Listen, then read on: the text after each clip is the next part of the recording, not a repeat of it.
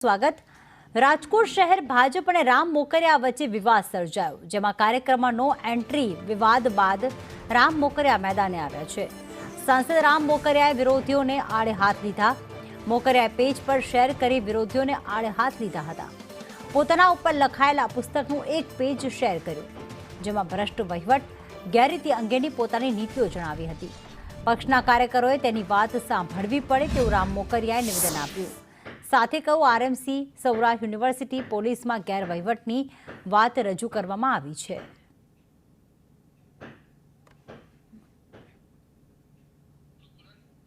તો Ram મોકરિયાનો no entry વિવાદ બાદ હાલમાં તેઓ વિરોધ કરી રહ્યા છે।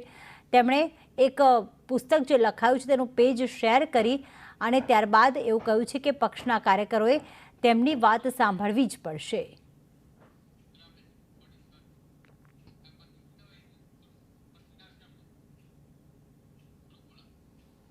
તો પોતાનું જે પેજ શેર કર્યું છે તેમાં પોતે કઈ રીતે રાજનીતિમાં આવ્યા, કયા વર્ષમાં કયા પદ ઉપર હતા તે શેર કરવામાં આવ્યું હતું।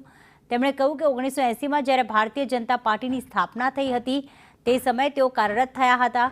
સાથે એમણે એવું પણ કહ્યું કે રાજ્યસભા માટે તેઓ પસંદ પણ થયા। જોકે એકવાર રાજ્યસભાના સભ્ય થયા એ પછી રાજકોટ શહેર ભાજપ એકમના પદાધિકારીઓ સાથે માન સન્માનના પ્રશ્ને ઘણા ઘર્ષણ પણ રહેતા હતા।